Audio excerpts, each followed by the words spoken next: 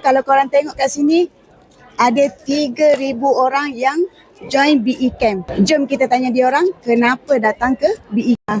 Okey Kak, kenapa akak datang BE Camp? Okey, datang sini sebab nak dapat ilmu.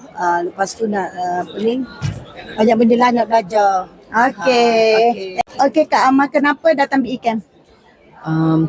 Itulah macam ilmu lah kat sini kan. Lepas tu kita ada dream board tu. So kita nak setkan apa yang kita fokus untuk BE ni daripada dream board. Okey, datang BE Camp. Untuk ini ada kali 3 untuk menambahkan lagi ilmu. Sebab daripada sini kan kita tiap-tiap kali datang tu kan dia speaker kita akan different speaker, dan dia tiap-tiap speaker tu memang ada kelainan cara penyampaian kan. Dari situ kita dapat lebih lagi faham lah ataupun dapat lebih lagi ilmu lah. Okey, terima kasih. Okey, kita ada Aiman. Aiman, kenapa datang BE Camp? BE Camp sebab kita nak berimpian. Tanya kenapa datang BE Camp?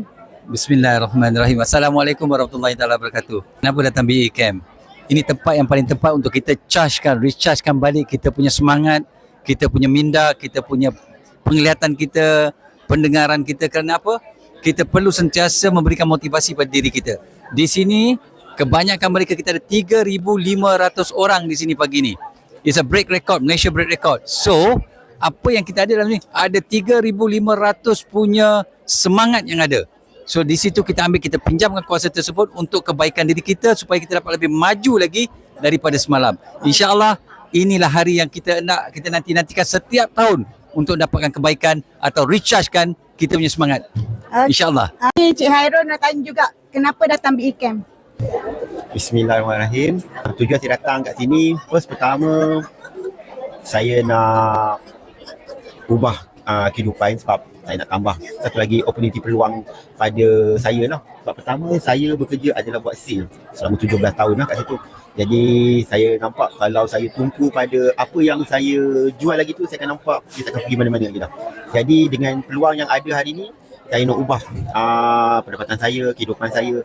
Dan yang paling penting kesihatan lah. Sebab produk melibatkan mesti banyak pada kesihatan lah. Jadi saya nak lebih sihat, lebih kekal supaya dapat panjang umur untuk masa-masa akan datang. Serta boleh membantu diri saya dan akan datang kalau ada rezeki saya akan bawa isteri saya untuk join sekali. Okey, terima kasih. Nurul ada Nurin kat sini nak tanya, kenapa datang BE Camp? Salah satunya sebab BE sangat best. Lepas tu dia dapat tolong ramai orang, kemudian merealisasikan impian kita. Sebab saya suri rumah yang dah lama lupakan impian sendiri, sibuk dengan impian orang lain, dan akhirnya kita dapat jumpa balik semula impian kita. Ya, kita ada Una. Una, kenapa datang BE Camp? BE Camp sebab BE Camp ni best lah. Dekat sini memang dapat motivasi. Ni second time dah datang BE Camp.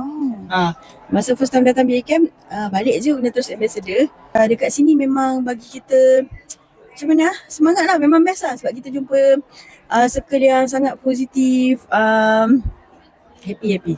Dapat jumpa ramai orang. Untuk orang yang suri rumah tak ada kawan, dekat sini kita dapat ramai kawan. Ya, betul.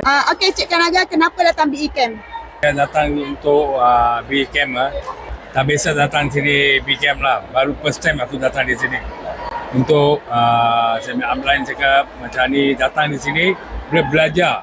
So ada dapat belajar tak? Dapat belajar. Macam mana nak buat BE International. Macam mana yang boleh kita buat ni, boleh macam mana boleh maju.